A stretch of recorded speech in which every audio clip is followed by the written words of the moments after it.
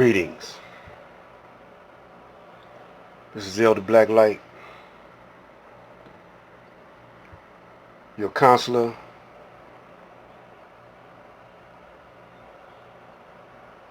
You know, first things first is that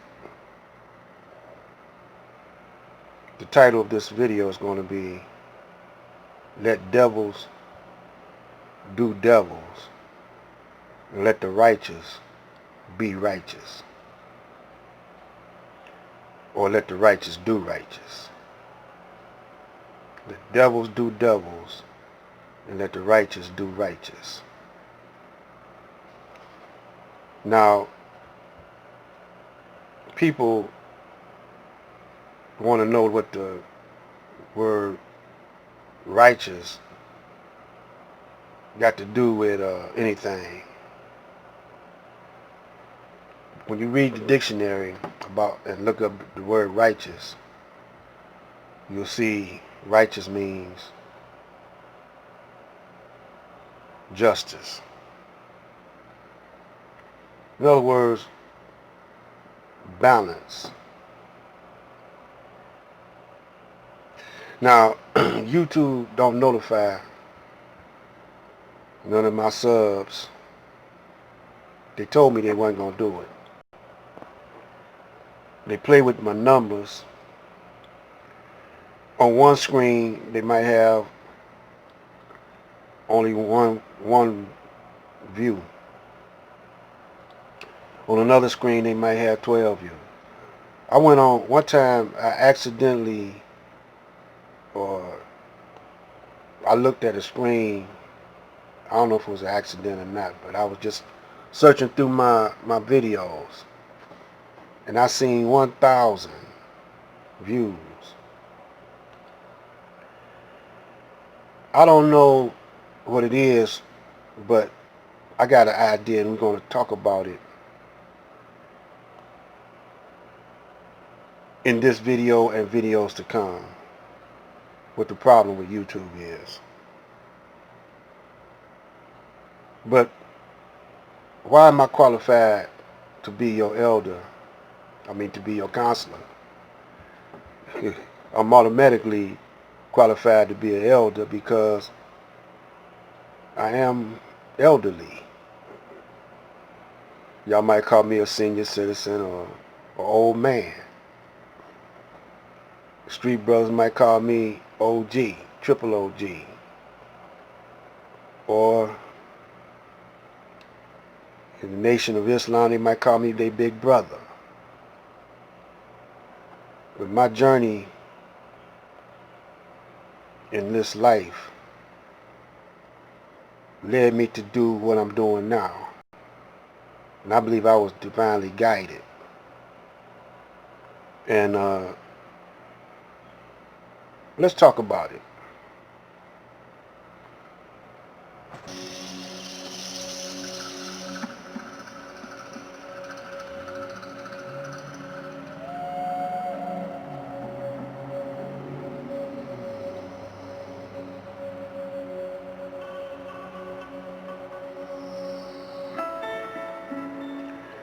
I approach all my talks with my subs and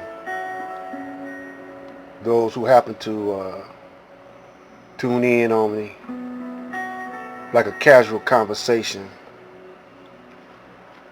Like I used to talk deep at bus stops, in the bus shelter in Detroit, waiting on the bus, going to work, and I might be transferring, waiting on the bus to come, and me and some more brothers, elderly brothers or sometimes young brothers, we get to talking on a casual basis about how things are. And a lot of brothers are real, they might be working, we might be going to Chrysler working Fords. They well read, and they're keeping up with the current events, and they are keeping up with their history. They know their history. And we just be kicking it waiting on the bus, you know. Sometime once we get on the bus, we might carry the conversation over while we on the bus. So, you know, we staying cool, calm, and collective. And I learned that brothers see things different. And the younger brothers see things very different because the newspaper changes uh, their point of view, television changes their point of view, the radio changes their point of view. So a lot of you young guys don't see eye to eye with what I'm saying.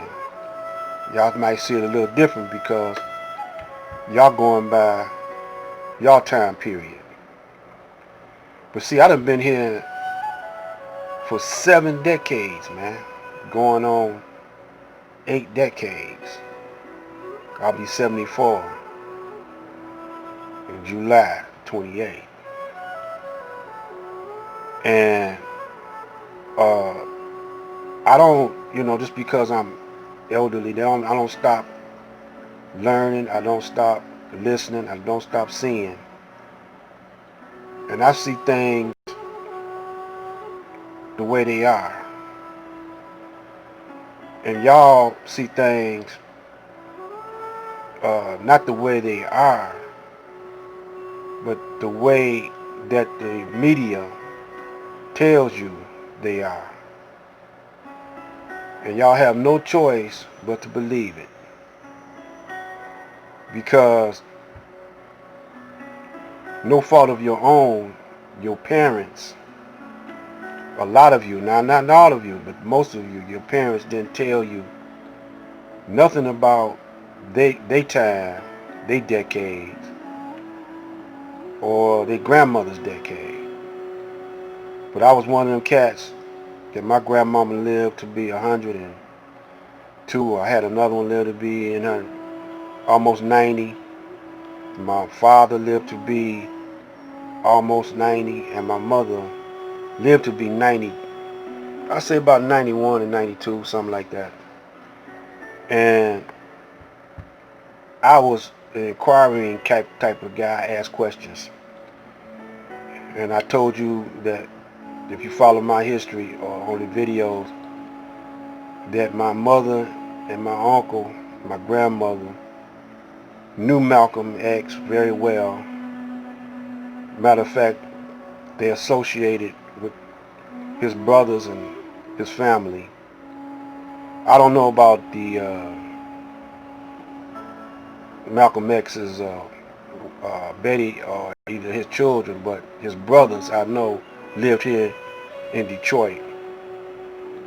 And I met them. I don't know if I ever met Malcolm, but anyway, I came in seeing straight because I was born in the Nation of Islam.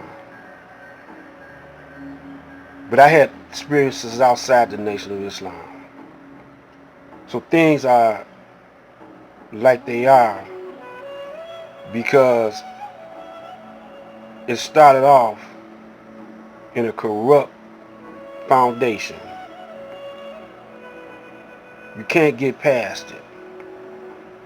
It started off in a corrupt foundation. Ever since Christopher Columbus, with his corrupt self, came over, and they always had plans to make war with the indigenous people of the planet. Ain't no way you can get around it because history shows you that. You can't sugarcoat it, you know. But they tried to. They gradually changed the history to suit their purposes.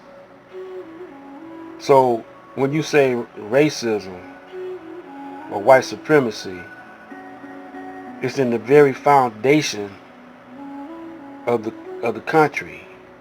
of the building of the country. Racism is in Racism and corruption is in the school system, in the history books.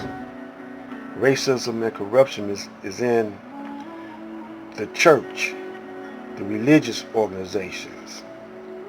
Racism and corruption is in the libraries. Racism and corruption is in the police force. Racism and corruption is in the political system, in the court system. Corruption and racism is in Boy Scouts, the YMCA. Is at the very core of everything that's in this country. You can't just point to one thing, say the police need retraining. That ain't gonna get it. That's just a stall. That's just a stall because they're not gonna stop doing what they're doing. They can't help themselves. It's embedded